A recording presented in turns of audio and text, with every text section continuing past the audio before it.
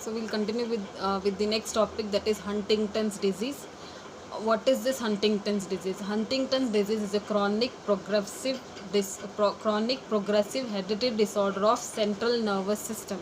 So Huntington disease, it is the chronic progressive hereditary disorder of central nervous system, which usually leads to degeneration of basal ganglia and cerebral cortex, okay, which usually leads to degeneration of basal ganglia and cerebral cortex.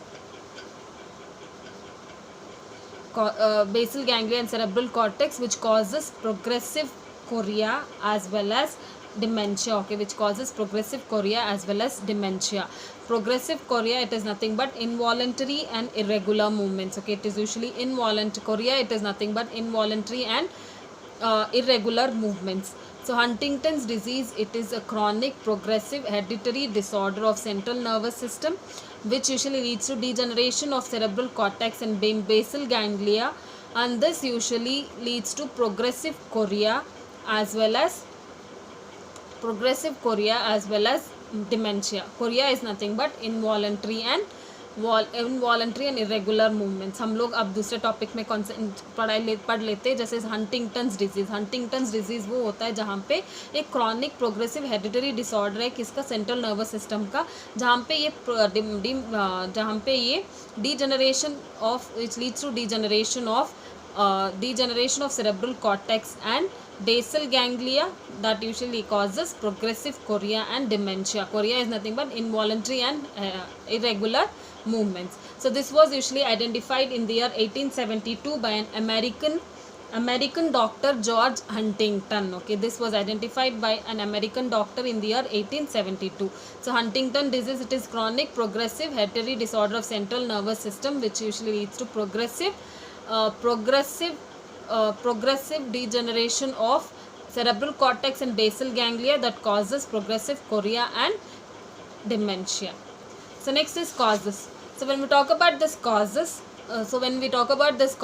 causes, it is mainly unknown, okay, the causes, it is mainly unknown, but later on it was seen that it might be due to family history, or it might be due to single defective gene on chromosome number 4, okay, so that is single defective gene on chromosome number 4.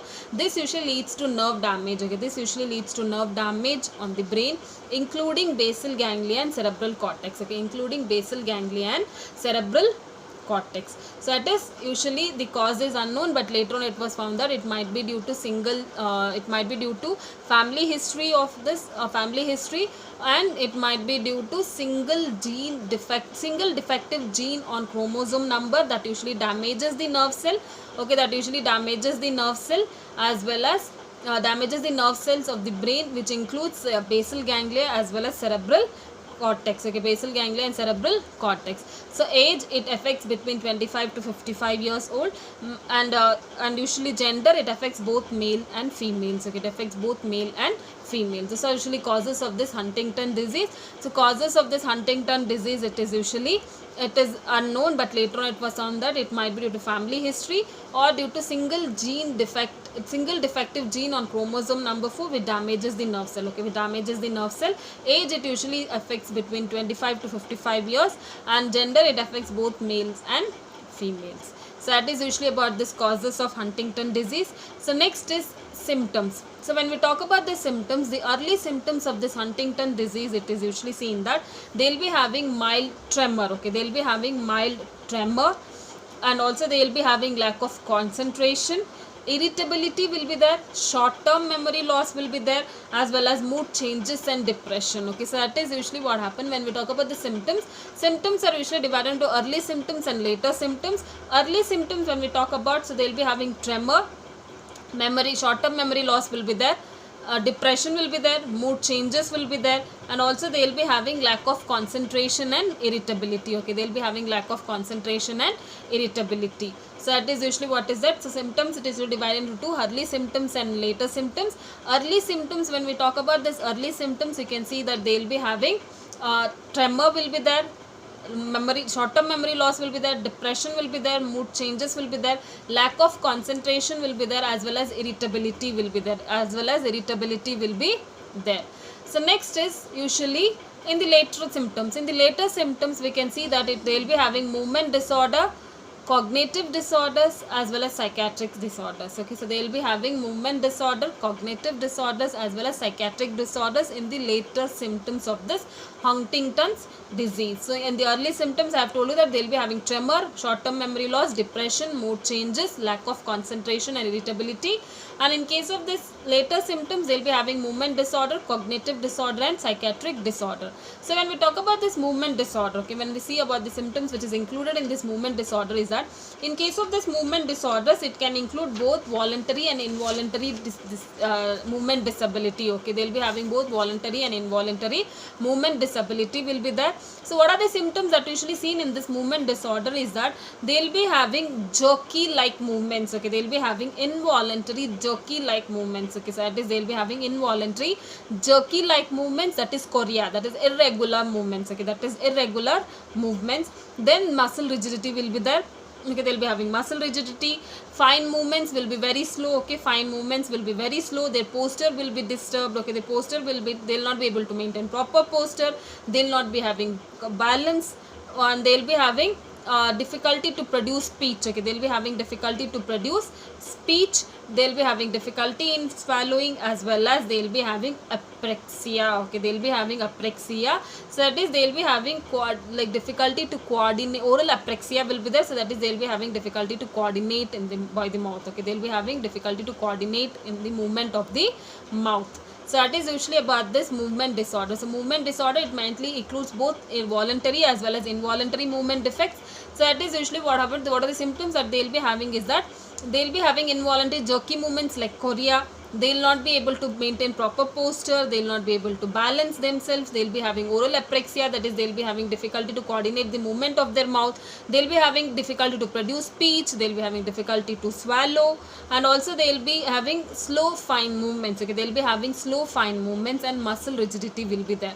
So this is about the symptoms of this movement disorder. So symptoms, what are the symptoms that is seen in case of this movement disorders? In this movement disorder, both involuntary and voluntary movement defects will be there. Like they'll be having involuntary jerky movements like chorea, muscle rigidity will be there. Fine movements will be slowed down, and they'll be having difficulty to swallow, difficulty to produce speech. They'll be having oral apraxia, that is they'll be not able to coordinate the movement of their mouth, and they'll not be able to maintain posture. They'll be having difficulty in speech. Okay, sorry, they'll be having difficulty to balance also. These are usually the symptoms that is usually seen in case of movement disorder. So next is I have told you cognitive disorders. So in this cognitive disorder, so what are the symptoms that they will be seen in this? It is that they will not be able to start a task. Okay, they will not be able to start a task because they will not be able to concentrate properly. Okay, so they will not be able to start a task because they will not be able to concentrate properly. If at all, if they are able to start the task, they will not be able to complete the task. Okay, so that is the symptoms that usually seen, that they will not be able to start a task because they are having lack of concentration. If at all, if they start the task also, they will not be able to complete the task. Okay, they will not be able to complete the task. So that is usually seen, and also they will be having like problems to solve the problems. Okay, they will be having problem in maintaining flexibility. Okay, they will be having problem in maintaining flexibility. They'll be having lack of awareness about their own behavior. Okay, they'll be having lack of awareness about their own behavior, and also they'll be having difficulty to find out new thoughts. Okay, they'll be having difficulty to find out new thoughts to solve the problems. Okay, they'll be having find out difficulty to produce new thoughts to solve the problems, and also they'll be having difficulty to learn new information. Okay, they'll be having difficulty to learn new information. Okay, to learn new information. So these are usually the symptoms that is usually seen in case of cognitive disorders. So what is that? They'll not be able to initiate the task because of lack of concentration. If at all, if they initiate the task, they'll not be able to complete the task. They'll not be able to understand their own behavior. They'll not be able to think new words or new things to solve the problem. They will not be able to learn new information. Okay, they will not be able to learn new information. So they will not be able to focus on the task for a longer period. Okay, they will not be able to focus on the task for a longer period. So these are the symptoms that is usually seen in case of cognitive disorder. So what are the symptoms that is seen in case of cognitive disorder is that they will not be able to initiate the task. If at all if they initiate, they will not be able to complete the task because they are having lack of concentration. They will not be able to understand their own behavior. They will not be able to focus on one task for a longer period. Okay, they will not be able to focus on one task for a longer period. They will not be able to understand or take down the new information, or they will not be able to learn the new information. Okay, they will not be able to learn the new information. So these are the symptoms of this cognitive disorder. So next is the symptoms of this psychiatric disorder. So psychiatric disorders, the symptoms it is usually includes depression. They will be having mood changes. They will be having feeling of sadness, loneliness. Okay, they will be having loneliness. They will be having insomnia, or in case some few cases they will be having excessive sleeping. So that is usually there. And also they will be having changes in appetite. Okay, they will be having changes in appetite. Personality changes occurs. Okay, personality changes occurs. And also they will be having disoriented. Okay, they will be disoriented or confused. So in case of the next is psychiatric symptoms. So in case of the psychiatric symptoms, depression will be there, mood changes occurs, the personality changes occurs, insomnia will be there, or excessive sleeping will be there. They will be having feeling tired, lack of appetite will be there. They will be losing interest in all the activities. Okay, they will be losing interest in all the activities. They will feel sadness or unhappiness. They will be disoriented or confused. Okay, they will be disoriented or confused. So what are the symptoms that is seen in psychiatric disorders? Disoriented or confused, mood changes, depression. They will be feeling alone, that is they will not be happy enough. They will lose interest in all the activities. Loss of appetite will be there. They will having insomnia or excessive sleep. Their personality also changes. So these are the symptoms of this psychiatric disorder. So these are the symptoms of Huntington's disease. So what is Huntington's disease? This chronic progressive hereditary disorder of central nervous system, which usually causes degeneration in the cerebral cortex and basal ganglia. So this usually leads to in progressive chorea and dementia. So it is usually the symptom causes are mainly like family history, or there is a defective gene in the chromosome number 4, age and gender. So next is usually symptoms. It is mainly early symptoms and later symptoms. Early symptoms, later symptoms. It is divided into cognitive, psychiatric and movement disorder. In the early symptoms, you can see there will be depression, behavior changes, mood changes. They will be having mood changes, and also they will be having the short-term memory loss. Tremor will be developed. So that is usually seen in the early symptoms. In later symptoms, mood disorder, cognitive disorder and psychiatric disorders will be seen. So remaining we'll see in the next video.